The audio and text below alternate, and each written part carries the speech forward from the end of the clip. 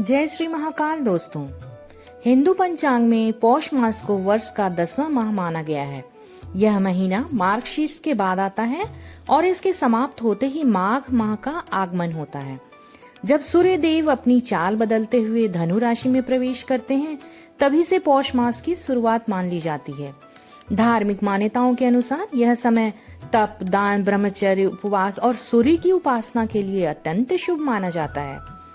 आइए जानते हैं कि वर्ष 2025 में पौष माह कब से आरंभ हो रहा है और इस महीने में किन किन नियमों का पालन हमें करना चाहिए।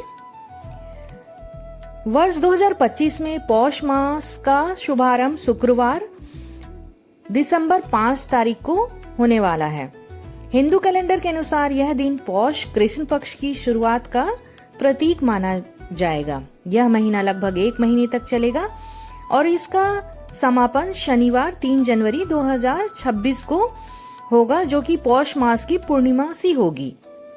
पौष पूर्णिमा के दिन इस महीने का धार्मिक प्रभाव सबसे अधिक माना जाता है, इसलिए लोग इस अवसर पर स्नान, दान, पूजा पाठ जैसे शुभ कार्य करते हैं। जल्द ही पौष मास की शुरुआत भी होने वाली है दोस्तों। इस महीने में भगवान सूर्यदेव की पूजा का खास विधान दिया गया है। शास्त्रों में पौष महीने के लिए कुछ विशेष नियम भी बताए गए हैं। चलिए ऐसे में जानते हैं कि पौष मास में क्या करना चाहिए और क्या नहीं करना चाहिए। यहाँ जानिए इस वीडियो में कि क्या क्या नियम हैं। इस साल पौष मास की शुरुआत शुक्रवार 5 दिसंबर 2025 से होने वाली है।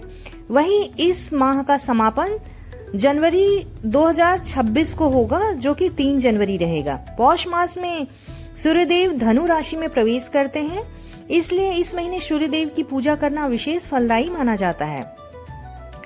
और ऐसी भी मान्यता है कि इस मास में जप, तप, उपवास करने से साधक को शुभ फल की प्राप्ति होती है। पौष के महीने में पूजा पाठ, दान, पुण्य करने को भी बहुत ही शुभ माना गया है। इस महीने में बहुत ही अधिक ठंड पड़ती है, इसलिए इस महीने में गर्म कपड़े का दान जरूर करना चाहिए। शास्त्र में इस महीने के कुछ विशेष नियम बताए गए हैं। इन नियमों का पालन पौष के महीने में करने से घर में बरकत आती है। आइए जानते हैं कि पौष के महीने में किन नियमों का पालन करना चाहिए। पौष के महीने में सुबह स्नान आदि करके तांबे के पात्र में सूर्यदेव को अर्घ दें। इस महीने में सूर्यदेव को जल अर्पित करते समय ओम सूर्याय नमः मंत्र का जाप करें। पौष मास में जप, तप और ध्यान जरूर से करना चाहिए।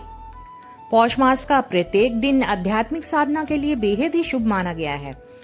सुबह सवेरे जल्दी उठकर स्नान करने के बाद तांबे के पात्र में जल भरकर उसमें लाल चंदन और लाल पुष्प डालकर सूर्यदेव को अर्घ देना चाहिए।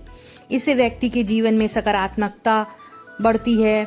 रविवार के दिन व्रत रखने की भी विशेष मान्यता है और इस व्रत का पारण सायंकाल मीठे भोजन के साथ करना चाहिए। पौष के महीने में गर्म वस्त्र और कंबल का दान भी करना शुभ माना गया है। पौष मास में रविवार का व्रत करना बहुत ही शुभ माना गया है। इस महीने में पितरों को तर्पण करना भी उत्तम माना गया है। आइए जानते हैं कि पौष के महीने में हमें क्या नहीं करना चाहिए। पौष के महीने में विवाह, जनेऊ, मुंडन संस्कार जैसे शुभ काम करना वर्जित माना गया है।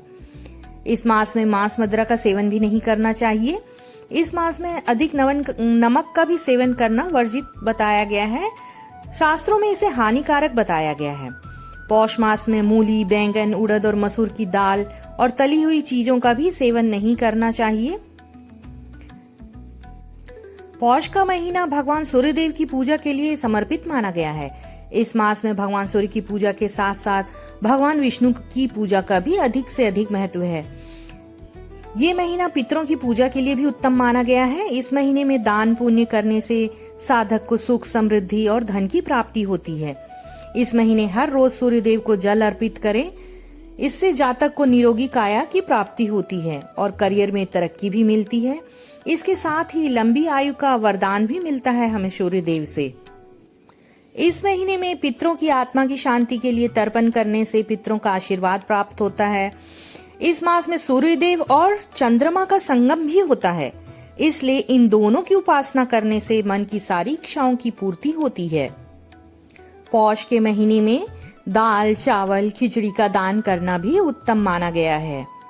दोस्तों, इस तरह से हमने इस वीडियो में जाना कि पौष मास में शास्त्रों में कुछ विशेष नियम जो बताए गए हैं और इन नियमों का पालन अगर हम इस महीने में करें तो हमारे घर में बरकत आती है और भगवान का आशीर्वाद भी प्राप्त होता है। धन्यवाद दोस्तों।